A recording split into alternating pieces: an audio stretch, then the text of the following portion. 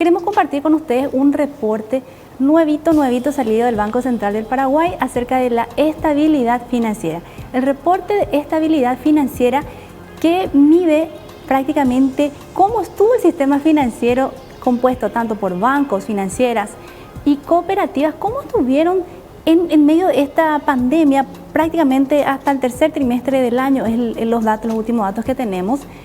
Y en este informe, en este reporte, lo que hicieron los técnicos fue poner a prueba a nuestro sistema financiero cuán resistente es a ciertos shocks, ciertas pruebas de tensiones en las cuales fueron sometidas tanto los bancos, las financieras y las cooperativas. Entre otros, algunas variables que fueron analizadas, por ejemplo, la morosidad, la cartera en caso de incremento de la deuda, tanto de hogares, tanto de comercios, cómo pudo haber afectado la cartera a la morosidad de sus carteras a los clientes, tanto de bancos, financieras y cooperativas. ¿Qué pudo haber pasado en el caso de una depreciación muy alta del guaraní frente al dólar?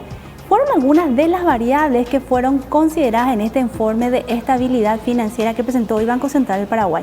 La buena noticia es que tras realizadas estas pruebas, los técnicos concluyeron que el sistema financiero está sólido y fuerte para enfrentar cualquier tipo de shocks, ya sean sequías, inundaciones o una pandemia como la que tuvimos este año. En la primera placa que vamos a observar, extrajimos del extenso informe que pueden los televidentes fijarse en la página del Banco Central del Paraguay. En extenso, nosotros extrajimos una partecita que habla acerca de la deuda de los hogares. Y este informe detalla que la deuda de los hogares se incrementó en el tercer trimestre del año con respecto al trimestre anterior. Ahora estamos en 8.5 en relación al Producto Interno Bruto, que serían en términos de valores 2.900 millones de dólares. Pero si comparamos con el trimestre anterior, es de 7.7%, un aumento. En esta gráfica podemos observar el comparativo frente a los demás, a otros países de la región. Y con este nivel de deuda de los hogares, igualmente estamos entre los más bajos, según este comparativo. En las economías emergentes, el nivel de deuda de los hogares llega aproximadamente el 42,2% del Producto Interno Bruto de los respectivos países.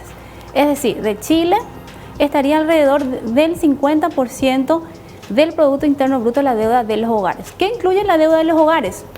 Incluye las deudas de consumo en general, tarjetas de crédito, préstamos destinados a fines personales. También incluye los préstamos de vivienda. Luego en Brasil, por ejemplo, está alrededor del 30%, Colombia alrededor también del 27%, México y Paraguay, que mencionamos, está en 8.5%. En el tercer trimestre del año, esto según el último reporte de estabilidad financiera que dio a conocer hoy el Banco Central del Paraguay, lo cual nos ubica todavía en un nivel bajo de endeudamiento y no tan preocupante como están otras economías del país.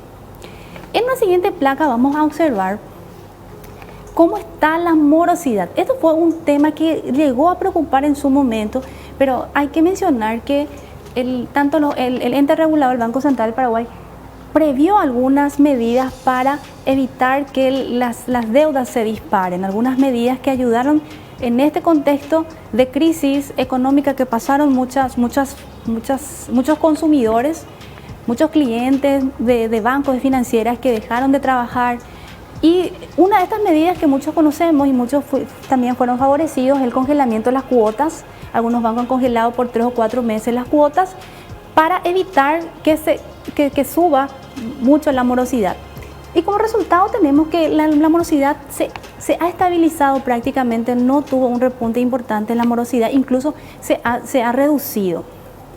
En lo que respecta a consumo, si bien vemos un aumento en septiembre de este año con respecto a marzo, está prácticamente en niveles similares a los meses anteriores. No hay un salto muy preocupante. Alrededor del 5% se mantiene la tasa de morosidad en la rama de consumo, que si nosotros vemos el histórico de meses, incluso de años anteriores, no supera mucho, ¿verdad? Está alrededor del 4,5 y 6%, es más o menos esa es la tendencia que mantiene en el tiempo. Y a septiembre de este año fue de 5,4% según el último dato del Banco Central. Las barritas celestes corresponde a la morosidad de vivienda que tiene una tasa inferior, está alrededor del 3,8% y se nota una leve disminución o prácticamente está estable, porque no es mucha tampoco la diferencia si podemos observar las últimas barritas. Bueno, en el siguiente cuadro vamos a observar lo que corresponde al endeudamiento de las empresas. El endeudamiento de las empresas, de acuerdo a este reporte, también se incrementó y está alrededor del 27% del Producto Interno Bruto, que en términos de valores serían 9.450 millones de dólares. El incremento con respecto al trimestre anterior, en el trimestre anterior estaba 25,6%, sin embargo todavía nos ubicamos muy por debajo del promedio de los países emergentes. Según este estudio, en los países emergentes el promedio de endeudamiento de las empresas llega al 102% del Producto Interno Bruto de los países. Como referencia tenemos Chile, que es uno de los países con mayor índice de endeudamiento de las empresas versus su Producto Interno Bruto, que casi llega al 120%. Luego tenemos a Brasil, que está alrededor del 40%, Colombia, 35%, México y Paraguay, que dijimos se ubica en el 27% del Producto Interno Bruto. Luego vamos a mirar cómo estuvo también la morosidad por segmento, siempre dentro del rubro empresarial.